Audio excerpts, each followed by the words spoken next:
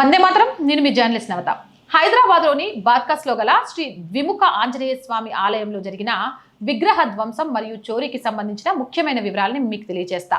బార్కాస్లోని హనుమాన్ ఆలయంలో విగ్రహాన్ని ధ్వంసం చేసిన కేసులో 3 మైనర్లను చాంద్రాయణిగుట్ట పోలీసులు అరెస్ట్ చేశారు.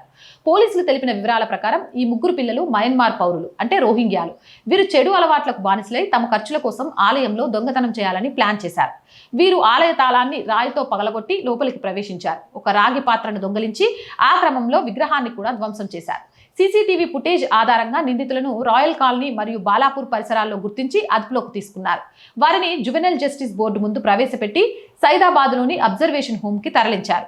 దొంగలించిన రాగి పాత్రను కేవలం 70 రూపాయలకు కొనుగోలు చేసిన మహమ్మద్ అబ్దుల్ వహీద్ అనే 60 ఏళ్ల స్క్రాప్ వ్యాపారికి పోలీసులు నోటీసులు జారీ చేశారు.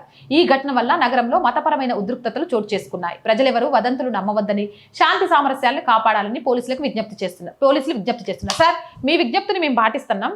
ఇప్పుడు బాలాపూర్లో మిగిలిన చోట్ల రోహింగ్యాలు ఉన్నారని తెలిసిపోయింది. మరి వీళ్ళని ఎప్పుడు తరిమి కొడతారు అనేది మీరు చెప్పండి. మీరు తరిమి కొట్టకుండా ఉంటే వాళ్ళు అలవాట్లకు బానిసలై మా గుళ్ళు బాగల కొడుతుంటే మేము చూస్తూ ఊరుకోవాలా?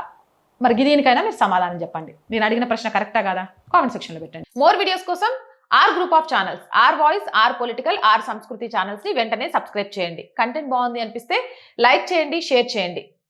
ఆర్థికంగా ఆర్ వాయిస్ కి చేయుతగా నిలవండి. మీరు చేసే చిన్న సహాయం కూడా ఈ ఛానల్ ఇంకొంత ముందుకు వెళ్ళడానికి ఉపయోగపడుతుంది.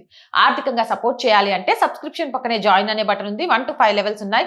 ఏదో ఒక లెవెల్లో సపోర్ట్ చేయండి. లేదా స్క్రీన్ మీద గూగుల్ పే, ఫోన్ పేతో పాటు అకౌంట్ డీటెయిల్స్ ఉన్నాయి. మీకు తోచిన సహాయాన్ని అందించండి.